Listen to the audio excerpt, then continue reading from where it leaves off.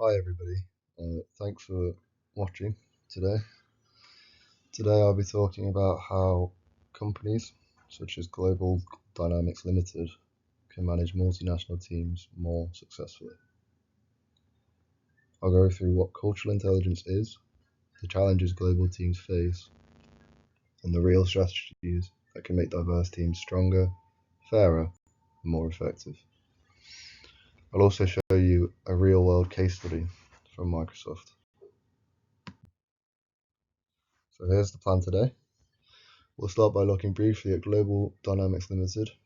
Then I'll explain what cultural intelligence, or CQ, really means and why it is so important, especially to multinational teams. After that, we'll talk about common challenges multinational teams face before moving on to specific strategies that companies can use. And then at the end, we'll have a look at the key takeaways. Global Dynamics Limited is a renewable energy company. We're expanding operations into Asia, Europe, and South America, and have a workforce from over 20 different nationalities. This sounds great, and it is, but with that diversity also comes a lot of complexity, such as different ideas about leadership, communication, collaboration, and conflict. I think it is important to recognise that diversity itself isn't the challenge, it's managing your teams and making sure that diversity properly works. Cultural intelligence, or CQ, is the ability to work effectively across these cultures. It's more about it's about more than just being aware that different cultures exist. It's about being able to interpret their behaviours, communication styles, and expectations correctly, whilst also adapting to them. Early and Mosakowski explain CQ as an outsider's ability to naturally read and react to unfamiliar cultural behaviours, the way someone from that culture would. Think about it like this. Imagine you're dropped into a business meeting in Tokyo. With high cultural intelligence, you wouldn't just hear the words being said, but you'd be able to understand the meaning behind people's gestures, their body language, and even what's not being said.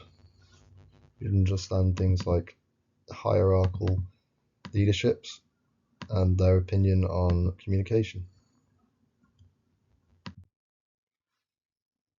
Developing CQ is critical, especially in multinational teams, because it helps build real trust as well as mutual respect, helps avoid misunderstandings and slow down work, makes teams more creative, more flexible, and simply just more effective. Without CQ, teams can fall apart fast. Small misunderstandings can quickly escalate into major conflicts. With CQ, differences actually fuel innovation and new ways of thinking.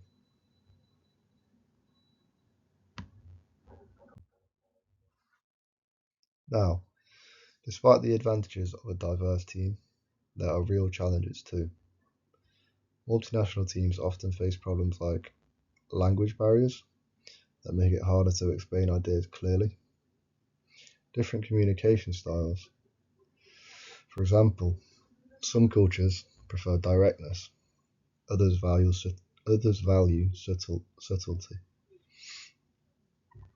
Different views about hierarchy, such as how decisions are made and who gets to speak. And finally, conflict, which if not managed well, can really hurt collaboration. It's important to recognise these challenges and not ignore them, as they can get worse if left unkept. Let's look more closely at communication. In some cultures, such as Germany or the United States, people are very direct and say what they mean. In others, like Japan or Brazil, communication is more indirect, which requires more reading it between the lines and inferring. Without CQ, direct people might come across as rude or brash, whilst indirect communicators might seem more unclear or evasive or shy. And remember, even small misunderstandings can cause frustration, missed deadlines, or broken trust if these problems pile up over time.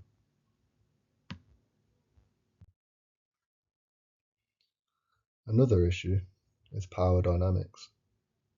In some places, such as India or China, teams expect strong leadership and clear hierarchy. In others, let's say Sweden or the Netherlands, people expect flatter structures where everybody has a say. If these expectations clash, teams can end up confused or resentful. But again, conflict isn't always bad. If managed carefully, conflict can spark better ideas, stronger relationships, deeper trust, and the chance to grow together.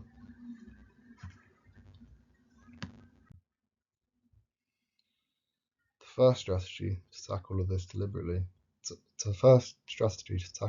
and to deliberately build CQ can be done by running CQ training programs for every single employee, setting up cross-cultural mentoring where different people from different backgrounds pair up and share experiences, get to know one another, and promoting cultural curiosity, encouraging teams to ask questions, share stories, and celebrate their differences. Companies that invest in CQ see real benefits in how quickly and smoothly teams work together.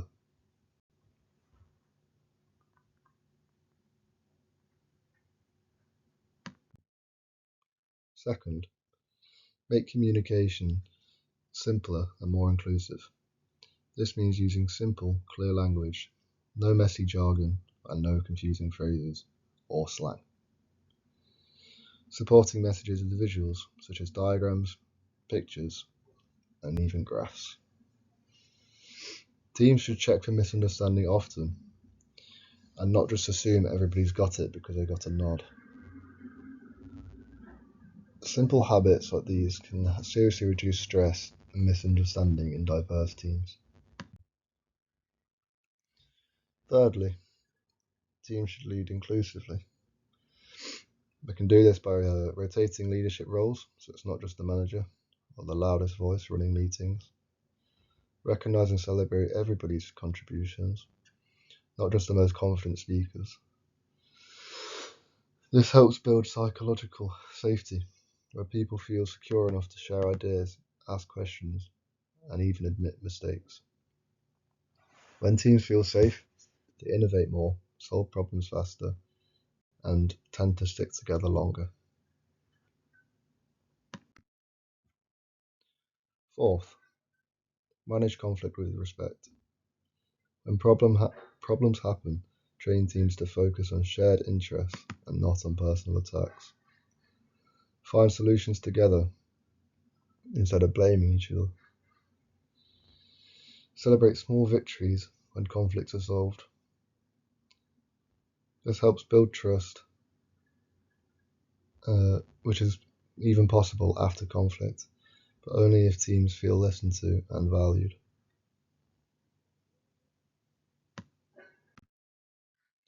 Finally, align teamwork with ethics and sustainability, following frameworks like the UN Sustainable Development Goals, or SDGs. This helps companies stay focused on fairness, inclusion, and long-term well-being, and not just short-term profits. Research actually shows, by the UN SDGs, companies that genuinely care about ethics attract better talent, keep employees happier, and perform better financially. Let's look at how this would work in real life. Microsoft is a huge company, one of the biggest tech companies in the world, and operates in over 190 different countries. This has come with major challenges, such as managing different cultures, communication styles, power differences, work expectations. and the rest. Without a clear strategy, things could have fallen apart. Microsoft introduced CQ training for managers and teams. They built diverse pipelines, meaning leadership opportunities were open to everyone and not just a small group. They also rotated who chaired meetings to reduce power imbalances and give everybody a voice. And they made communication clearer and simpler across all regions by using simple language, visual diagrams, graphs, and the results of this.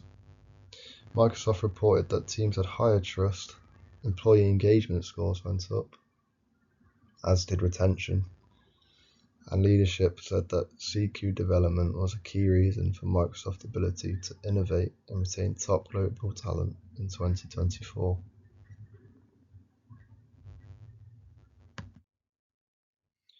So, a summary and some key takeaways.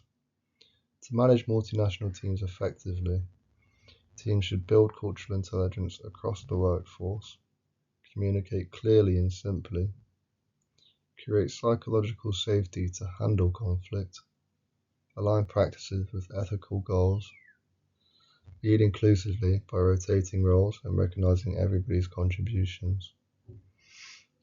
Teams should also remember that these steps don't fix problems, but they also help unlock the power of a global teamwork.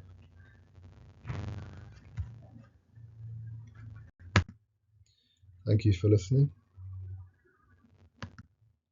No references.